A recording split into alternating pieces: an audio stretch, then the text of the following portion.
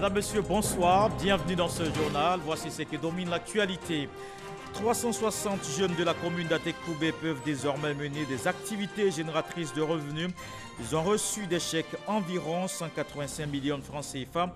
C'est le programme Agir pour les jeunes, phase 2. Le ministre de la promotion de la jeunesse appelle à saisir toutes les opportunités d'emploi à travers les 201 guichets ouverts dans le pays. La hiérarchie militaire fait le bilan de ses activités. 2020 sera consacré au renforcement des capacités des forces. Le chef d'état-major général des armées a échangé avec l'ensemble des chefs militaires une rencontre pour aborder les perspectives. Ils sont tous engagés à assurer la sécurité, particulièrement pendant les élections à venir.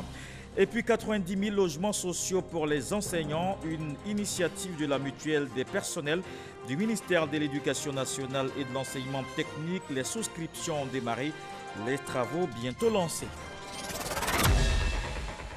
360 bénéficiaires dans la commune d'Atekoubé. Ils ont reçu des chèques d'un montant total d'environ 185 millions de francs CFA. Ces jeunes pourront entamer une activité génératrice de revenus. Le ministre de la Promotion de la Jeunesse et de l'Emploi des Jeunes invite chacun à saisir ces opportunités. Une opération transparente et entièrement gratuite. Le reportage de Walter Amadou Ouattara. Jean-Jacques gagne honnêtement sa vie à travers la vente de vêtements. Une activité qu'il mène pour le compte de Kader, jeune propriétaire de ce modeste commerce situé dans la commune d'Atekoubé. Ça fait pratiquement 2 ans que je suis là-dedans. Quand je vends un tricot, je bénéficie de 300 francs si un tricot. Mon souhait, c'est d'être financé pour pouvoir être à mon propre compte. Un rêve qui se réalise aujourd'hui. Jean-Jacques fait désormais partie des 360 bénéficiaires, dont 116 jeunes filles qui reçoivent leur chèque afin de s'installer à leur propre compte. Je me suis inscrit à la plateforme Emploi Jeune. Je me retrouve avec un prêt de 300 000 francs qui va me permettre de réaliser mon projet. Cette remise de chèques dans le cadre du programme Agir pour les jeunes phase 2 permet de distribuer environ 185 millions de francs CFA pour le financement de divers projets. Messieurs les ministres, je voudrais vous demander humblement de bien vouloir transmettre à son Excellence, Monsieur le Président de la République, Monsieur Alassane Ouattara, ainsi qu'à notre Premier ministre, Monsieur Amadou Gon Coulibaly, notre infinie reconnaissance.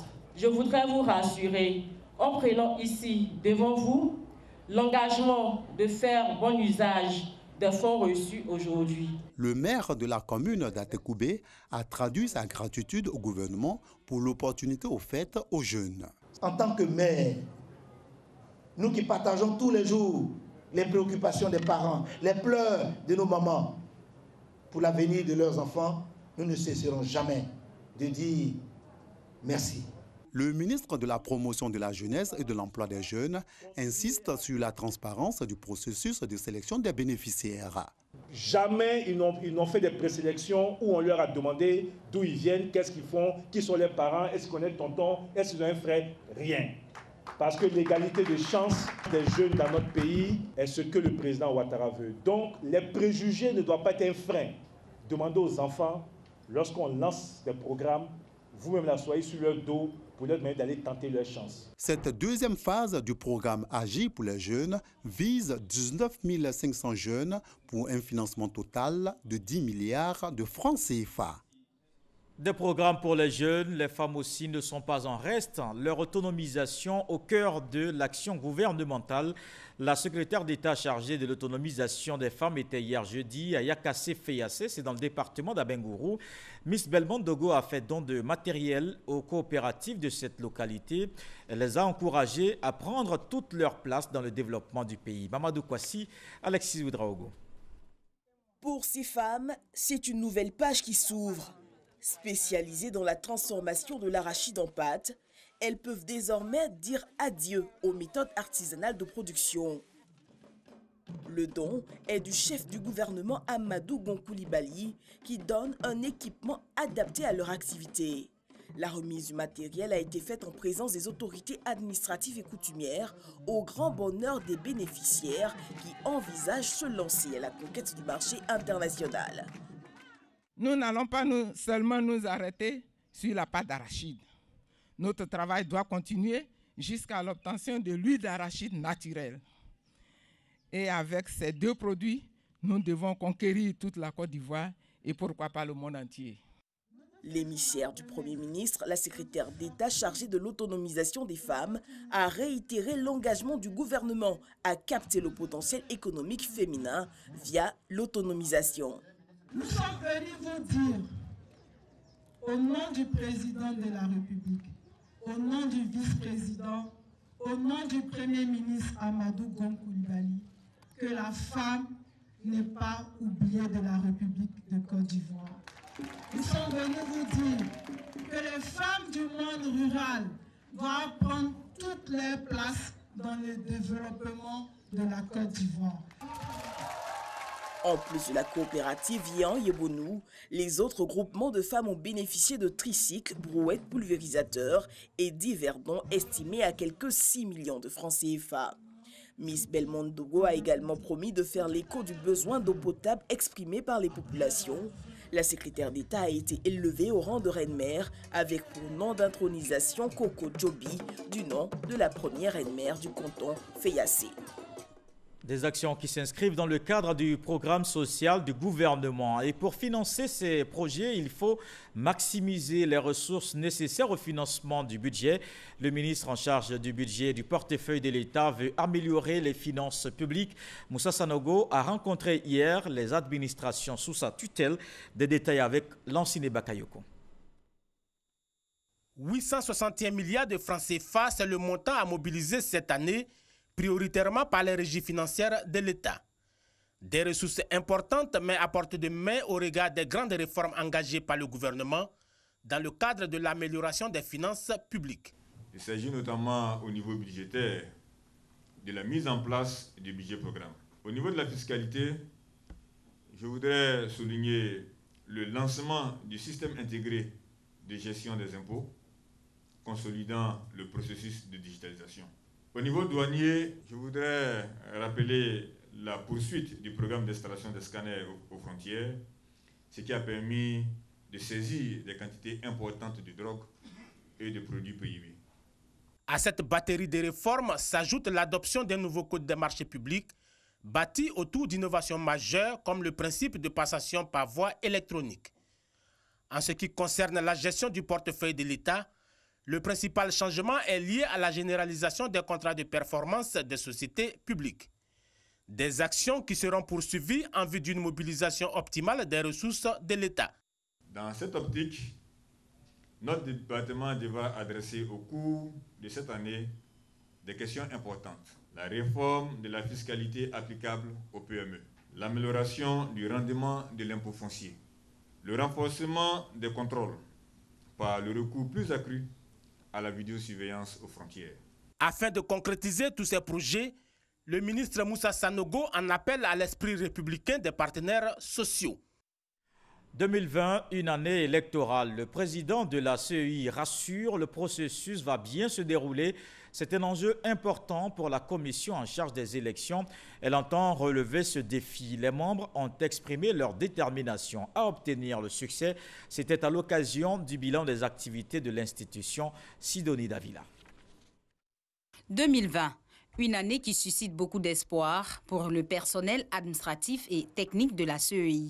La commission électorale indépendante chargée des élections en Côte d'Ivoire prend l'engagement en cette année nouvelle d'agir avec tout son personnel pour organiser des élections libres, paisibles et transparentes. La décennie s'ouvre avec l'élection à venir du président de notre chère République, la Côte d'Ivoire. La question soulève ici des passions plus que de raisons.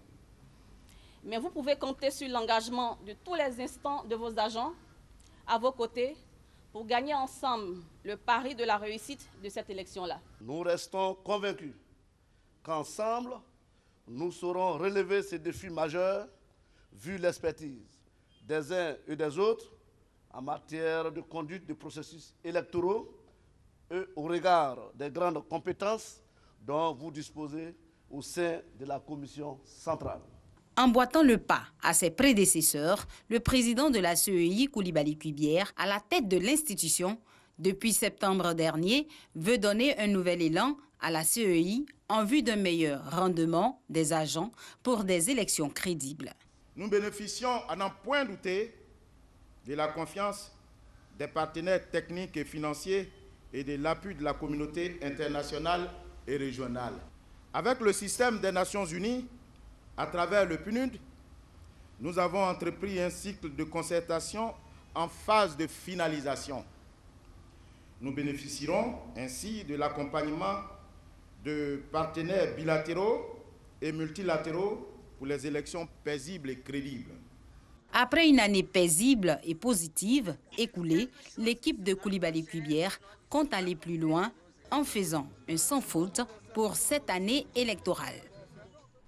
Faire un sans faute, c'est ce que vise également l'armée ivoirienne. Le chef d'état-major général des armées appelle à renforcer la cohésion et la discipline dans les rangs. Le général Lassina Doumbia a rencontré l'ensemble des chefs militaires pour faire le point de l'année écoulée. Abou Sanogo.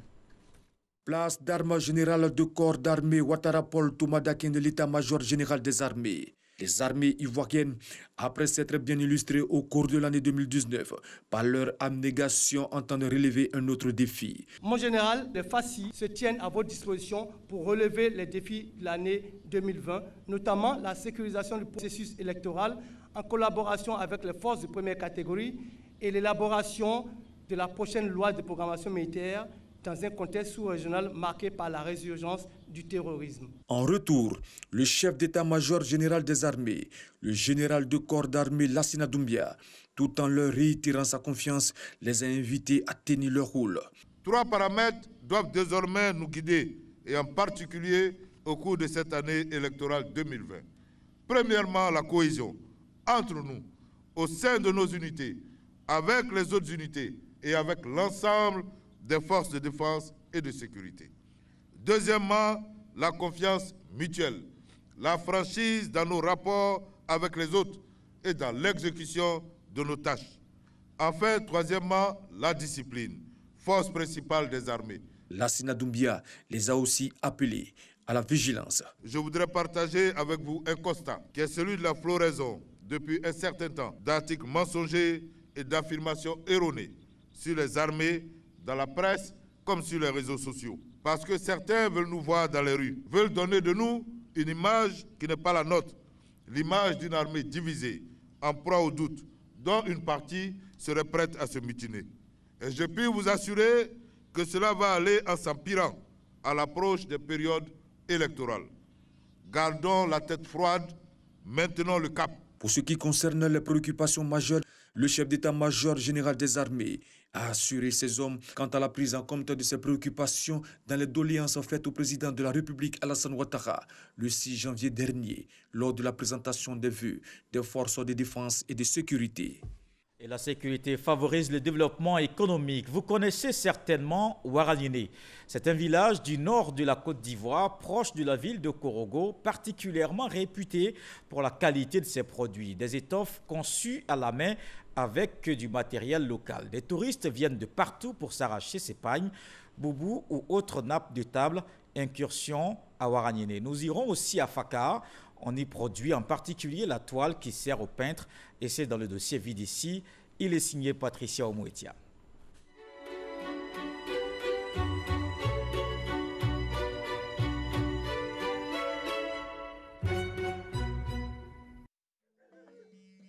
Sur les 20 000 artisans ruraux que compte la Côte d'Ivoire, la moitié environ se trouve dans la région du Nord, en pays sénoufo, particulièrement riche en artisanat. Traditionnellement, les articles fabriqués répondaient aux besoins des populations rurales, mais l'artisanat a évolué et produit désormais des articles adaptés à la nouvelle clientèle que constitue la population urbaine. J'ai vu que ça avait changé, le modèle, le style, la manière même, le tissu même là, ça a changé. Donc du coup, j'ai dit, c'est du bon ça maintenant. Et donc j'en ai pris. Autrefois, ils travaillaient sous des tentes. Aujourd'hui, ils sont sous des hangars construits par une ONG allemande. Sur place, les couturiers créent ensuite les modèles à partir des bandes obtenues. C'est une chaîne où chacun joue un rôle bien précis. Ainsi, on a des boubous d'hommes, de dames, d'enfants, des nappes de table, des sacs, etc. Quand l'artisanat finit de tisser, nous avons des pagnes dont on coûte. Ça peut être un pagne attaché, ça peut être une robe, ça peut être un ensemble de hommes, comme pour les enfants aussi. Il y en a plusieurs qualités. Ça dépend aussi de la modèle que la personne veut. Les femmes filent le coton et interviennent pour assembler les bandes au crochet. Structurés en groupement coopératif depuis les années 60, ils sont plus de 400 membres aujourd'hui. Ça, c'est les peignes à servir à damer le tissu. Voilà, ici, on a ici 4, 4, 3, 3. Ouais, chaque réseau, il faut mettre les 4 fils là, ou bien 3, 3. Maintenant, la largeur des bandes, maintenant, ça nous fait à 15 ou bien à 16 cm. Pour cet habit-là, il faut 5 bandes. Mais pour femmes aussi, bon, la majorité même là, notre bande de robes, comme les complets là, ça demande 5 bandes. Maintenant, c'est la taille qui différencie. Il est délicat d'évaluer les chiffres d'affaires et les valeurs ajoutées annuelles des opérateurs. La vente quotidienne varie en effet de 15 à 300 pièces par jour. Une première approximation qui laisse penser à un chiffre d'affaires de l'ordre de 600 millions l'année. Tu sais, ici, on a libéré les artisans. Ce n'est pas comme un coopérative coton. Chacun fait et expose dans le marché. Et lorsqu'on vend, on prélève sur les ventes et puis on donne le reste directement aux artisans. C'est sous le regard du mont Korogo que nous quittons Ouaraniéné pour Fakaha, situé à 35 km au sud de Korogo, sur la route de Napié. Fakaha ne se laisse pas facilement atteindre, mais vaut largement le détour. Le village semble désert, retranché dans la solitude brûlante de la fin de matinée. Tranquillement installé sous son hangar, Silue Nagaki noircit sa toile d'un geste sûr. Dans le dessin, ça c'est un travail, c'est ça que je veux dire, c'est un travail de génie, quoi. Voilà. Chaque jour, quand tu te couches, le lendemain, c'est le motif que tu voulais faire là. Bon, ça se trouve dans ta tête aussi. Voilà. Et le travail aussi, les femmes, ils ne font pas ça. Voilà, c'est seulement les garçons. Parce que c'est le génie qui nous a dit ça. Les teintus sénoufos, vulgarisés sous le nom de toile de Korogo, se présentent comme des panneaux de toile écrus, ornés de motifs peints dans un spectre de couleurs allant du noir à l'ocre. Les motifs les plus anciens représentent surtout de petits animaux symboliques, serpents, lézards, tortues, poissons, biches, oiseaux et autres, entremêlés de compositions géométriques variées. Le support est constitué d'un tissage de coton blanc, épais, assemblé en bandes cousues les unes aux autres pour former une toile, qui peut parfois mesurer jusqu'à plus de 3 mètres, avec du matériel de peinture assez spécial. Bon, le tissu, ça nous achète le tissu blanc. Ouais, c'est seulement ici à Fakaha, c'est le petit seulement que nous fait. Il y a un petit village ici qui est à côté de chez nous, ici, à côté de Napié, on dit Fomorka, avec Ouaraniéné. C'est là-bas nous achètons le tissu blanc. Tu sais, le peinture, ça, c'est nous qui fabriquons ça. Parce que chez nous, ici, nous on ne dessine pas avec peinture. Hein. Tous les produits là, c'est produits d'ici. Le marron comme ça c'est le feu de l'arbre. Le feu de l'arbre, ça se trouve dans le forêt sacré. Tu prends le feu, tu viens, tu vas bien bouillir, ça donne le marron comme ça. Cette toile mondialement réputée aurait charmé et même inspiré un certain Picasso, alors en visite discrète dans la région au début du XXe siècle. Et dès que Picasso est donné ici, c'est les brosses à dents avec, comment on dit, avec le chiffon. Bon, c'est ça. C'est ça qu'il a fait ici. Ah oui. Après, je vais voir celle toile qu'il a fait là, ça y est là aussi. Sous l'influence de la demande occidentale, les toiles traditionnelles vont progressivement s'enrichir de nouveaux motifs tels que personnages, danseurs, animaux, des thèmes qui puisent toujours dans l'environnement traditionnel. Les prix varient entre 2 500 et 25 000 francs CFA. Fakaha est célèbre pour ses toiles peintes faites de motifs sénoufos. En effet, ce sont des tissus fabriqués de façon traditionnelle avec des motifs qui exposent les symboles essentiels et importants de la culture sénoufo. Leurs motifs décoratifs tirent leur origine des costumes très secrètement portés autrefois par les danseurs initiés du poro. À Korogo, l'art est omniprésent et ne saurait laisser indifférents les amateurs, les collectionneurs et touristes en quête de pièces rares et authentiques qui s'y aventurent. Vie d'ici, Patricia Omouetia nous a emmenés dans l'univers des artisans de Ouaraniéné. C'est un projet qui voit le jour avec l'appui du gouvernement ivoirien. 90 000 logements pour les enseignants, une initiative de la mutuelle du personnel du ministère de l'Éducation nationale. L'opération des souscriptions à ce projet a démarré. Dans 2 mois, le lancement des travaux. Des détails avec Sephora Zegui. Le problème de logement des enseignants est en vue avec le MIDD. Mais il faut dire que ces 5 dernières années-là, personnellement, je ne maîtrise plus trop ce dossier-là. Le rêve, en fait, de tout enseignant, c'est d'avoir une maison à la fin des carrières. Ce rêve des enseignants de Côte d'Ivoire, bientôt une réalité. Après 5 années d'existence, la mutuelle des personnels du ministère de l'Éducation nationale et de l'enseignement technique, MUPEMENETSI, veut relever les défis immobiliers pour ses mutualistes. 90 000 logements sociaux en mode location-vente vont sortir de terre les mois à venir grâce au programme social du gouvernement. Pour la première fois en Côte d'Ivoire, le gouvernement a pris la ferme résolution de bâtir des logements aux fonctionnaires en imputant le succès à ce projet aux entités ministérielles impliquées. Le projet immobilier porté par Madame la ministre de l'Éducation nationale, de l'enseignement technique et de la formation professionnelle au profit des personnels sous sa tutelle et chapeauté par la MUPEMENETSI est donc une déclinaison de la volonté gouvernementale en matière de logement. Il s'agit d'un projet immobilier sans apport initial qui lève toute soupçon d'anarque. Car sans maison habitée, pas de prélèvement. Michael Boko tient à rassurer les enseignants qui ont encore des doutes sur ce projet que tous les moyens seront mis en œuvre avec les partenaires institutionnels pour rendre cette opération effective. Dans 2 mois, le démarrage des travaux. Les enseignants sont donc invités à se faire enregistrer sur la plateforme en ligne www.mupemenetsi.org. 500 villages ivoiriens bénéficient d'installations de bouquets de télévision par satellite, un projet qui a démarré il y a 3 mois, une initiative des gouvernements chinois et ivoiriens. Le bilan est jugé satisfaisant, les programmes sont effectivement diffusés. Le ministre de la Communication et des Médias s'est rendu à Tiekwa dans le quotidien des populations rurales. Le constat de Didier Nguessan. À Tiekwa, village situé à Brofodoumé dans la sous-préfecture d'Anyama.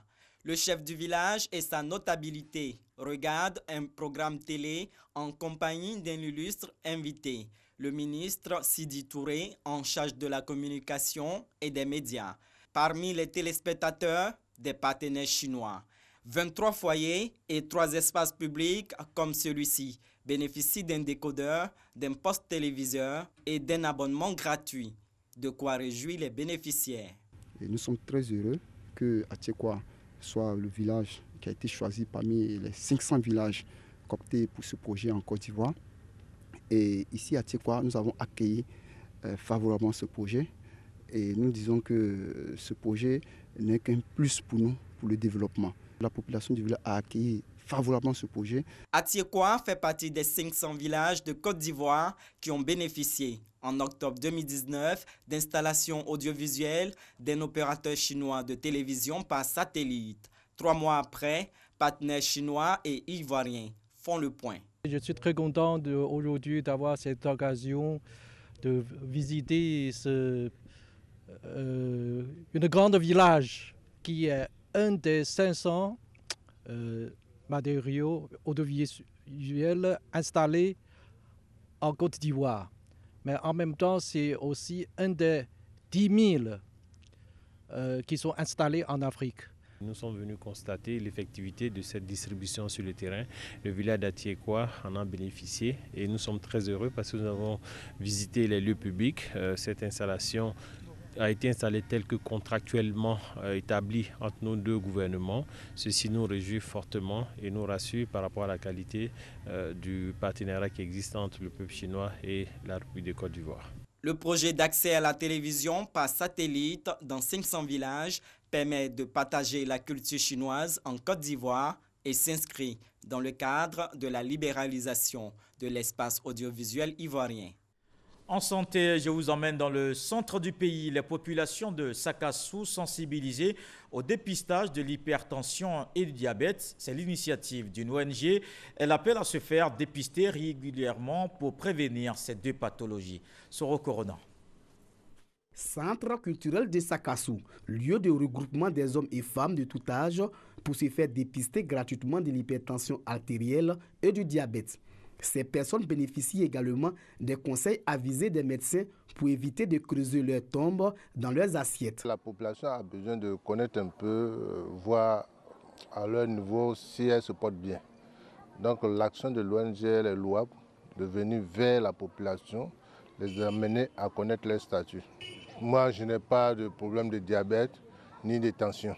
Les conseils qu'ils ont donnés, ne pas manger n'importe comment. Cette campagne de dépistage gratuit est initiée par l'ONG Sianvoué, une organisation non gouvernementale qui œuvre pour le bien-être social des populations. Ce déplacement vise à sensibiliser les populations sur le contrôle fréquent de ces deux pathologies. C'est nécessaire que chacun connaisse son statut.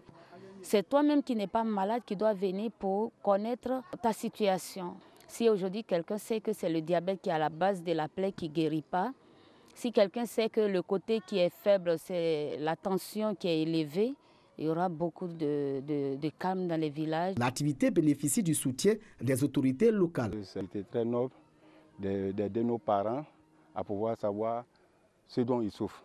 Ces deux maladies-là, pour lesquelles ces personnes sont là, sont vraiment méconnues. Alors que ces deux maladies font beaucoup de victimes en Côte d'Ivoire. Selon l'Organisation mondiale de la santé OMS, en Afrique, plus de 40% des adultes sont hypertendus et un adulte sur 10 souffre du diabète. Cette même campagne a eu lieu à Rafiekourou, village de la commune de Bouaké, pour le bien-être des populations. Dans l'actualité politique, grand rassemblement du réseau des jeunes cadres du RHDP. Ils se sont rencontrés à Yamoussoukro pour échanger avec les militants du parti. L'objectif est de sonner la remobilisation pour les échéances à venir. Éric Goré, Charles Tatou. Venus de toutes les localités du pays, les acteurs du réseau des jeunes cadres du RHDP ont gagné leur pari. Celui de faire le plein de la salle de la Fondation Félix Houphouët-Boigny pour la recherche de la paix.